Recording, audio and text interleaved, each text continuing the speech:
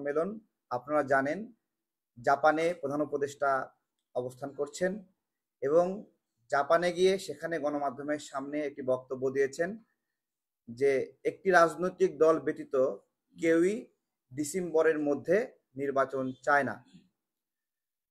আমজনতা দলের পক্ষ থেকে আমরা মনে করছি এটা একটা অসত্য বক্তব্য। আমরা যে সকল রাজনৈতিক দল গণঅভ্যুত্থানে অংশ নিয়েছিলাম অথবা গণঅভ্যুত্থানে অংশ নেয়নি এরকম রাজনৈতিক দলও সামগ্রিকভাবে প্রায় সকল রাজনৈতিক দল ডিসেম্বরের মধ্যে নির্বাচন চায়। আমরা এটা কথা বলে নিশ্চিত হয়েছি। এই সংখ্যা প্রায় 50 থেকে 51 কাছাকাছি। তো সেই জায়গায় এতগুলো দল নির্বাচন চায় ডিসেম্বরের মধ্যে, প্রধান উপদেষ্টা বলছেন যে একটি দল মাত্র নির্বাচন চায়, তাও বিদেশের মাটিতে গিয়ে। এইটা আমাদের কাছে খুবই বিব্রতকর এবং আমি মনে করি এই ধরনের অসত্য বক্তব্য ওনার শপথ ভঙ্গের কারণ বলে আমরা মনে করি। আমরা এই বিষয়ে তীব্র নিন্দা জানাই এবং আমরা মনে করি জুলাই পরবর্তী সময়ে এই ধরনের অসত্য বক্তব্য আমাদের জুলাইয়ে আমাদের যে ঐক্য হয়েছিল সেই ঐক্য বিনষ্টের কারণ। এই অসত্য বক্তব্যের প্রতিবাদ জানাতে আজকে আপনাদেরকে ডেকেছি। আমাদের প্রেস বিজ্ঞপ্তি এটা আপনারা একটু নিয়ে নেবেন, আমরা দিয়ে দেব আপনাদেরকে।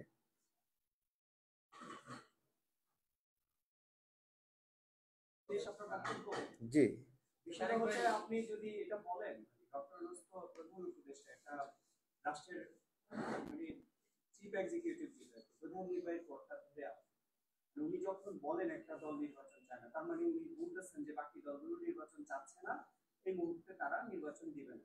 ডক্টর ইউনূস যদি এরকম একটা ওয়ার্ডটুই করে অবস্থান নেয় যে সে নির্বাচন দিবে না, তাহলে আপনাদের অবস্থানটা কি হবে? আপনারা কি করতে পারবেন? জি, অসংখ্য ধন্যবাদ। প্রথমত, বর্তমান যে সরকার এটা আমাদের গণ অভ্যুত্থান পরবর্তী একটা সরকার। গণ অভ্যুত্থানের মানুষগুলোকে নিয়ে সরকার এটা বলা যাবে না। গণ অভ্যুত্থান পরবর্তী সরকার, গণ অভ্যুত্থানের সরকারও এটা বলা যাবে না, কারণ গণ অভ্যুত্থানের অংশীদারিত্ব এই সরকারে তেমন ভাবে নাই। তো এই সরকার যদি এমন চিন্তা করে যে তাদের বাংলাদেশে রাজনৈতিক লড়াই সংগ্রামে কোনো অবদান নাই, এরকম অবদান না থেকেও তারা যদি রাজনৈতিক খায়েশ পূরণ করতে চায় বাই চান্সে ক্ষমতা পেয়ে, তাহলে সেই ধরনের ইচ্ছাকে দমন করার জন্য আমরা পদ্ধতি জানি। আমরা পদ্ধতি জানি কিভাবে এই ইচ্ছা দমন করতে হয়। এই গণতন্ত্রের বিরুদ্ধে ষড়যন্ত্র করলে কিভাবে সেটা দমন করতে হয় আমরা জানি। এটা খুব বেশি পুরনো হয়নি। আমরা অল্প কয়েকদিন আগেই যারা জোর করে ক্ষমতায় থাকতে চাচ্ছিল, যারা আমাদের ভোটাধিকার হরণ করছিল, যারা আমাদের মুখের কথা কেড়ে নিতে চাচ্ছিল, যারা আমাদের ভাইদের সন্তানদের হত্যা করছিল, তাদের পরিণতি কিরকম হয়েছে এটা সবাই জানে। ডক্টর ইউনূস এবং তার সরকার যদি এইরকম ভাবে একই ইচ্ছা পোষণ করে, তো বাংলাদেশের নাগরিকরা এটা তাদের পথ রচনা করে নেবে, যা হবার তা হবে। না, তার ইন্টেলেকচুয়াল লেভেল তো বলতেছে যে আপনারা হাসিনার মতো যদি ডক্টর ইউনূসকে ট্রিট করতে চান তাহলে আপনাদের জন্য বিপদ হবে। তারা অলরেডি বলছে, আমরা দেখেছি তাদের ইন্টেলেকচুয়াল লেভেলটা, যারা তাদেরকে এখন ন্যারেটিভ গুলো তৈরি করছে রাজনীতির মাঠে, তারা বলছে শেখ হাসিনা তো গণহত্যায় অভিযুক্ত, তাই না? কিন্তু শেখ হাসিনায় বাংলাদেশের রাজনীতি তার অনেক অবদান আছে, আছে না? সে সে 90-এর স্বৈরাচার বিরোধী আন্দোলনে অংশ নেয়নি? এরকম দীর্ঘদিন সে রাজনীতি করেছে। আমার প্রশ্ন হলো, ডক্টর ইউনূস যে বাংলাদেশে রাজনীতি করতে চান, যে রাজনৈতিক ওনার অভিলাষ, এর জন্য উনি কি কি ত্যাগ স্বীকার করেছেন? উনি যে রাজনৈতিকভাবে রাজনৈতিক দলগুলোকে মোকাবেলা করতে চান, উনি গত 17 বছরে কোনো গুম খুন ক্রস ফায়ারের বিরুদ্ধে বক্তব্য দিয়েছেন? ভোটাধিকারের জন্য কোনো বক্তব্য দিয়েছেন? এই গণ অভ্যুত্থানের পক্ষে কোনো বক্তব্য দিয়েছেন? উনি গণ অভ্যুত্থানের পক্ষের শক্তি না গণ অভ্যুত্থানের বিরুদ্ধে শক্তি ছিল? উনি বলতে পারবেন নিজেকে? বলতে পারবেন না। ভাই, এই কিছুদিন আগে প্রেস সচিব বলেছে যে তাদের সবকিছু করার ম্যান্ডেট আছে। তো আরেকটা কথা বলেছে যে আমরা অন্তর্বর্তীকালীন এই যে ডক্টর ইউনূসের সরকার, এই সরকারের সাথে আমরা ১-১১ বলি বা তত্ত্বাবধায়ক সরকার, এর সাথে অনেক পার্থক্য আছে। তারা শুধু নির্বাচনের জন্য আসতো, কিন্তু এই সরকারের সবকিছু করার ম্যান্ডেট আছে। জি, অনেক ধন্যবাদ। বর্তমান সরকার বাংলাদেশের পূর্ববর্তী যে কোনো তত্ত্বাবধায়ক সরকারের চেয়ে একবারে নিম্নমানের একটা সরকার। পূর্ববর্তী যত তত্ত্বাবধায়ক সরকার ছিল 3 মাস ক্ষমতায় ছিল, তাই না? এই 3 মাসের মধ্যে তারা ম্যাজিক দেখিয়েছে, 3 মাসের মধ্যে তারা আলো ছড়িয়েছে। 3 মাস পরে মানুষ বলেছে আমরা একটা খুব ভালো সময় পার করলাম। তার তুলনায় 9 মাস সময় পেয়ে ডক্টর ইউনূস সেই তুলনায় কিছুই দেখাতে পারেন নাই। কিছু না মানে কিছু না। বিগত যে কোনো তত্ত্বাবধায়ক সরকারের চেয়ে বর্তমান সরকার একটা বাজে সরকার হিসেবে প্রমাণিত হয়েছে। শোনেন, বিখ্যাত হওয়া আর বিশ্বস্ত হওয়া এক জিনিস না। ডক্টর ইউনূস বিখ্যাত হতে পারেন, উনি বিশ্বস্ত না। উনি বিশ্বাস ভঙ্গ করেছেন। খুব সরল মনে রাজনৈতিক দলগুলো লোভ করে নাই গণ অভ্যুত্থানের পরে, এবং লোভ না করে তারা এই সরকারের অংশ হয় নাই। তারা বলে নাই আমার 10 জন লোক নিতেই হবে এখানে, বলে নাই, তারা লোভ করে নাই। তারা এত কষ্ট করেছে, জেল জুলুম খেটেছে, অপেক্ষা করেছে একটা নির্বাচনের জন্য। একটা নির্বাচন একটা রাজনৈতিক দলের জন্য উপহার। সে অনেক কষ্ট করার পর একটা নির্বাচন পায়, সেই নির্বাচনে সে ভালো অথবা খারাপ করলে জনগণ ম্যান্ডেট দেয় অথবা দেয় না, এইটাই তার জন্য একটা আশীর্বাদ। সেই আশীর্বাদের জন্য অপেক্ষা করেছে। তারা লোভ করেনি, লোভ করে বলেনি এই সরকারের 50% আমার হইতে হবে। সুতরাং এই রাজনৈতিক দলগুলোকে লোভী বলার সুযোগ নাই, বরঞ্চ যারা এখানে ঢুকেছে বিভিন্ন লবিং করে সিস্টেম করে তাদেরই লোভ প্রকাশ পেয়েছে। আমরা লোভ করিনি এখনো। আমরা কি চাই? আমরা চাই জনগণের কাছে যেতে, গিয়ে বলতে চাই আমি এটা করতে চাই, এই প্রতিশ্রুতি আমাকে আপনি সংসদে যাওয়ার সুযোগ দেন। জনগণ আমাকে বিশ্বাস করলে পাঠাবে, না হলে পাঠাবে না। এই সরকার সেই রকম কিছু না।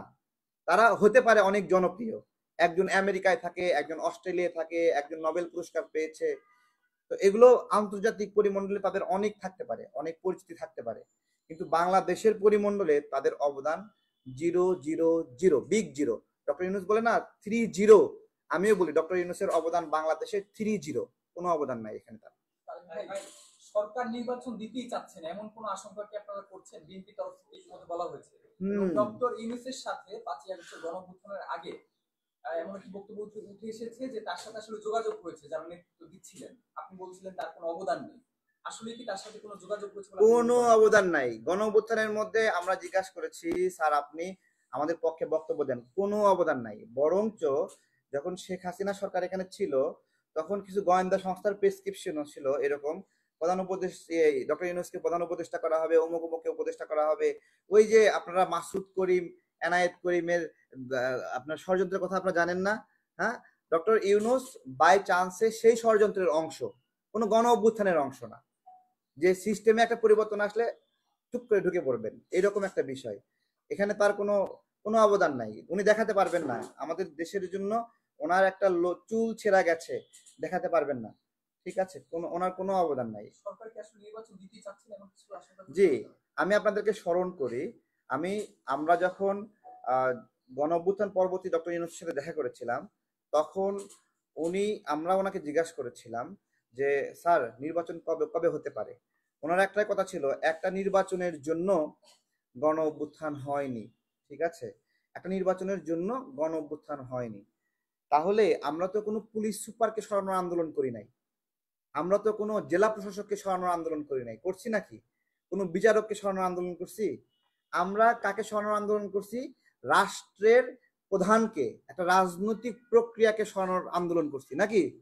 রাজনৈতিক প্রক্রিয়াকে সরানো মানে কি? ওই রাজনৈতিক প্রক্রিয়াকে সরানো এবং দেশকে রাজনৈতিক লাইনে উঠানো, যে রাজনৈতিক লাইনটা বিচ্যুত হয়েছে। শেখ হাসিনার সরকার তত্ত্বাবধায়ক সরকার ব্যবস্থাকে বাতিল করে দিল এবং নির্বাচনের জন্য বিশ্বস্ত যে একটা ব্রিজিং ছিল সেটা আর থাকলো না।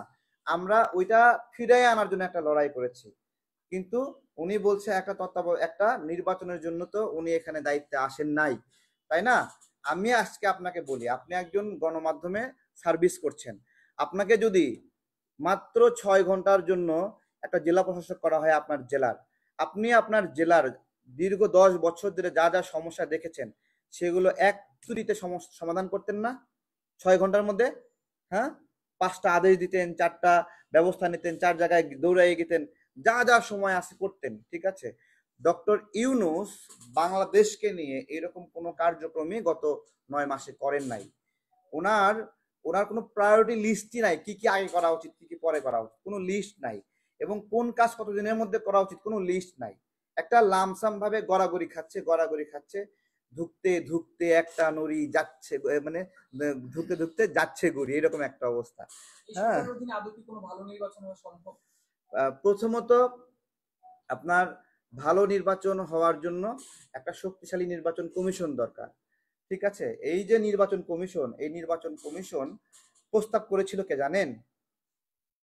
বর্তমান প্রধান নির্বাচন কমিশনের প্রস্তাবকারীকে, বর্তমান নির্বাচন কমিশনার প্রস্তাবকারী হলো মাহমুদুর রহমান স্যার।